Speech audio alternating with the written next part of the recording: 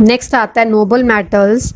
Metals like gold, silver, platinum retain their luster because they do not react with air, water or acids. So they are called noble metals. अब paper में question आ जाता है what are noble metals? Noble metals हैं क्या और इनको noble metals क्यों बोलते हैं हम? कुछ मेटल्स ऐसे हैं जो एयर के साथ, वाटर के साथ या किसी भी एसिड के साथ में रिएक्शन नहीं करते. आपने देखा होगा जितनी भी ज्वेलरी बनी होती है वो गोल्ड की, सिल्वर की, प्लेटिनम, इन सब की बनी होती है. इन सब का यूज़ क्यों किया जाता है? क्योंकि ये सारे लिस्ट रिएक्टिव मेटल्स हैं. ये रिएक्ट नहीं करते इजीली, ना तो एयर के साथ ना वाटर के साथ में, इसलिए इनको क्या बोलते हैं हम? Noble metals. Gold dissolve in aqua regia. Aqua regia is a mixture of concentrated nitric acid and hydrochloric acid in the ratio of 1:3. ये आपके सिलेबस में नहीं है टॉपिक, फिर भी एक बार देख लो. गोल्ड जो है वो एक्वा रीजिया में डिजोल्व हो जाता है. एक्वा रीजिया है क्या? एक सोल्यूशन है जिसके अंदर नाइट्रिक एसिड और हाइड्रोक्लोरिक एसिड का रेशियो होगा कितना? 1:3. प्योर गोल्ड कितने कैरेट का होता है? 24 कैरेट का. एंड प्योर गोल्ड जो है वो सॉफ्ट होगा. इसका यूज़ ऑर्नामेंट्स मतलब ज्वेलरी बनाने के लिए हम नहीं कर सकते हैं. आपको पता होगा जितने भी गोल्ड की ज्वेलरी बनाई जाती है उन सब में सिल्वर या फिर कॉपर का यूज़ किया जाता है. मतलब जो भी ज्वेलरी में हम गोल्ड यूज़ करते हैं वो प्योर गोल्ड नहीं होता. रीज़न क्योंकि प्योर गोल्ड सॉफ्ट होता है और इजीली ब्रेक हो जाता है, तो इसीलिए ज्वेलर्स क्या करते हैं उसके अंदर सिल्वर या फिर कॉपर को ऐड करते हैं ताकि गोल्ड जो है वो हार्ड हो जाए. उसको स्ट्रेंथ ज़्यादा देने के लिए उसमें कॉपर और सिल्वर की बीच में ऐड किया जाता है. अब मैं आपको कहूँ 18 कैरेट गोल्ड, तो इसका मतलब टोटल गोल्ड की प्योरिटी कितनी बताई हमने? 24 कैरेट. तो इसका मतलब 18 का मतलब क्या होगा? 18 पार्ट ऑफ गोल्ड और बाकी जो 6 पार्ट बच गया, क्योंकि टोटल कितना कैरेट है? 24 कैरेट. जो 6 पार्ट बच गया वो किसका होगा? या तो कॉपर होगा उसके अंदर या फिर सिल्वर होगा. नेक्स्ट टॉपिक आता है uses of metals and non metals. Metals का यूज़ दे रखा है आपको. मेटल्स का यूज़ हम कहाँ करते हैं? Iron is used for making pins, nails, nuts, bolts, tools, machines, construction of building, bridges, etc. ये आपको आयरन क्या है? मेटल है. आयरन का यूज़ बहुत जगह पे करते हैं हम, पिन्स बनाने के लिए, नेल्स के लिए, नट्स के लिए. फिर आपको एल्यूमिनियम का दे रखा है. Aluminium is used for making utensils. आपके घर पे जो बर्तन बने होते हैं वो किसके बने हुए हैं? एल्यूमिनियम के. एल्यूमिनियम की वायर होती है. फर्नीचर में एल्यूमिनियम का यूज़ किया जाता है. Parts of aircraft, vehicles, machines, for packing food and medicine etcetera. Medicine के आप जो ऊपर रैपर देखते हो कवर, वो किसके बने होते हैं? एल्यूमिनियम के. फॉयल पेपर जिसमें फूड को रैप किया जाता है वो भी किसका बना होता है? एल्यूमिनियम का. अब मेटल्स के आपके या तो यूजेस सीधा भी पूछ सकते हैं या फिर शॉर्ट नोट में पूछ सकते हैं. Right uses of copper, uses of gold. तो आप दोनों तरीके से लर्न करोगे इस क्वेश्चन को. कॉपर का यूज़ कैसे करते हैं? कहाँ? It is used for making wires, vessels, electrical gadget etcetera. Wires में ज़्यादातर यूज़ करते हैं हम कॉपर का. किस लिए? क्योंकि कॉपर जो है it is a good conductor of electricity. सबसे अच्छा बेस्ट कौन सा है? सिल्वर है, बट सिल्वर कॉस्टली पड़ता है. इसीलिए हमारे घर में जो फिटिंग की जाती है उसमें सिल्वर का यूज़ ना करके कॉपर वायर का यूज़ किया जाता है, क्योंकि कॉपर इतना ज़्यादा एक्सपेंसिव भी नहीं है एंड इलेक्ट्रिसिटी का गुड कंडक्टर है. नेक्स्ट है gold. Gold is used for making jewellery, coins and medals etcetera. Jewellery बनाने के लिए यूज़ करते हैं, मेडल्स के लिए. सिल्वर का यूज़ भी सेम ज्वेलरी एंड मेडल्स के लिए. Platinum is used for making jewellery, electrical gadgets, plugs in vehicles etcetera. Vehicles में जो प्लग लगे होते हैं या फिर ज्वेलरी में किसका यूज़ किया जाता है? प्लैटिनम का. Sodium compound are used in common salt, chemical etcetera. Sodium क्या है? सोडियम आप सोल्ट यूज़ करते हो. सोल्ट में क्या है? सोडियम क्लोराइड प्रेजेंट है, तो इसका यूज़ कहाँ करते हैं हम? कॉमन सोल्ट में. कैल्शियम ये भी कंपाउंड की फॉर्म में एग्जिस्ट करेगा. Are use for making cement and glass etcetera. Calcium का यूज़ कहाँ करते हैं? सीमेंट और ग्लास बनाने के लिए. नेक्स्ट आपको दे रखा है uses of non metals. Non metals का यूज़ हम कहाँ करते हैं? नॉन मेटल्स कौन कौन से हैं? Sulphur. Sulphur is used for making sulphuric acid and salt of metals. Metal के सोल्ट बनाने के लिए जो हमने पीछे रिएक्शन की थी. एंड नेक्स्ट आपको दे रखा है ऑक्सीजन। ऑक्सीजन क्यों ज़रूरी है? ब्रीथिंग के लिए, सांस लेते हैं हम। बर्निंग ऑफ फ्यूल, ऑक्सीजन की एब्सेंस में कोई भी सब्सटेंस, कोई भी मटेरियल बर्न नहीं करता, तो एसेंशियल कंडीशन फॉर बर्निंग क्या होगी?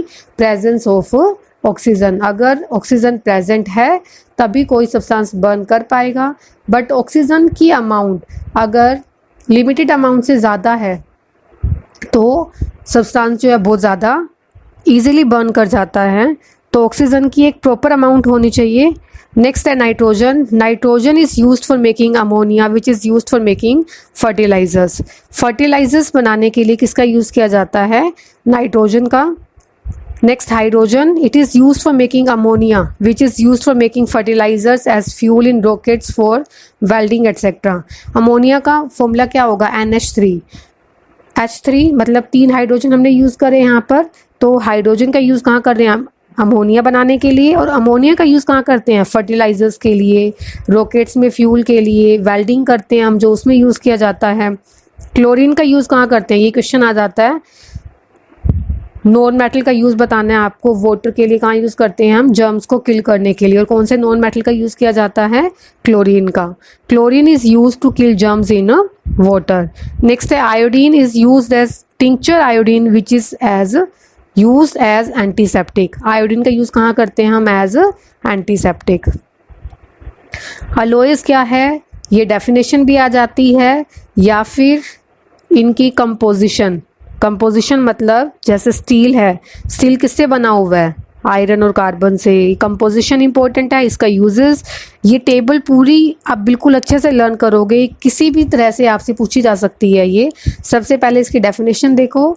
Alloy is a homogeneous mixture of metal with metal और नॉन मेटल का। Homogeneous means same composition. किसी मेटल का मेटल के साथ में कंबाइन होना या फिर मेटल का नॉन मेटल के साथ में कंबाइन होना, इसको हम क्या बोलते हैं? अलोएज। फर्स्ट अलोए आपको क्या गिवन है? स्टील।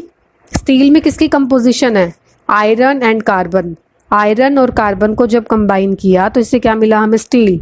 स्टील के यूजेस पूछ सकते हैं आपसे, या फिर क्वेश्चन क्या पूछ सकते हैं? आयरन प्लस कार्बन कौन सा अलोय मिलेगा हमें? इन दोनों को जब कंबाइन करेंगे तो कौन सा अलोय मिला हमें? Steel. Uses construction of tools, machines, tanks, vehicles, ships, rails, building bridges, dams etcetera. Steel का यूज़ आपको पता है कहाँ कहाँ यूज़ करते हैं हम? टूल्स बनाने के लिए, मशीन्स के लिए, बिल्डिंग के लिए, ब्रिजेस में, डैम बनाने के लिए स्टील का यूज़ किया जाता है। नेक्स्ट आता है स्टेनलेस स्टील। स्टेनलेस स्टील में क्या है, किसका यूज़ करते हैं? Iron and chromium. और इसका यूज़ कहाँ करते हैं स्टेनलेस स्टील का? Utensils, cutlery and surgical instrument. Cutlery set आपको देखा होगा आपने किचन में यूज़ करते हैं। फोक होता है, उसके अंदर स्पून्स, ये कटलरी सेट होता है। यूटेंसिल्स मतलब बर्तन बनाने के लिए आप जो ब्लेड यूज़ करते हो उसमें भी किसका यूज़ किया जाता है? स्टेनलेस स्टील का। सर्जिकल, जो डॉक्टर सर्जरी करते हैं उसके अंदर भी किसका यूज़ किया जाता है? स्टेनलेस स्टील का। Next alloy is brass. Brass में किसकी कंपोजिशन है? Copper plus zinc. And brass का यूज़ कहाँ किया जाता है? यूटेंसिल्स में, handicrafts, musical instruments. Musical instrument जो बनाए जाते हैं उसमें आप वायर्स देखते हो, किसकी बनी होती हैं? ब्रास की। नेक्स्ट है ब्रोंज। ब्रोंज में किसकी कंपोजिशन है? Copper and tin. और ब्रोंज का यूज़ कहाँ किया जाता है? स्टैचू में, मेडल्स के लिए एंड बेल्स ऑर्नामेंट एट्सेट्रा। अब क्वेश्चन ये आता है, हमें स्टैचू बनाने के लिए कॉपर का यूज़ क्यों नहीं करा? ब्रोंज क्यों यूज़ करते हैं हम? क्योंकि ब्रोंज जो है वो हार्ड होगा, तो इसलिए स्टैचू बनाने के लिए किसका यूज़ किया जाता है? ब्रोंज का। एल्निको नाम से ही क्लियर हो रहा है। Al means aluminium, Ni means निकल एंड Co मीन्स कोबाल्ट। इनका यूज़ कहाँ करते हैं? Making of magnets. जो हम मैग्नेट का 6-7 स्टैंडर्ड में पढ़ चुके हैं। Magnets, permanent magnets and temporary magnets. Temporary magnets में जो इलेक्ट्रोमैग्नेट बनाई जाती है उसमें किसका यूज़ करते हैं? एल्निको का। नेक्स्ट आता है ड्यूरालियम। इसमें किसकी कंपोजिशन है? Aluminium, copper, magnesium and manganese की। इसका यूज़ कहाँ किया जाता है? Making utensils, pressure cookers, part of vehicles and aircraft. Aircraft में, प्रेशर कुकर में यूटेंसिल्स बनाने के लिए और व्हीकल्स के जो पार्ट्स होते हैं उसमें यूज़ करते हैं।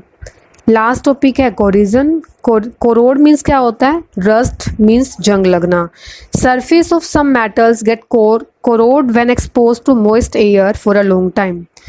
जब लंबे टाइम तक किसी मेटल को एयर के कांटेक्ट में, एयर एंड वाटर के कांटेक्ट में आता है तो वो मेटल खराब हो जाता है। इस प्रोसेस को क्या बोलते हैं हम?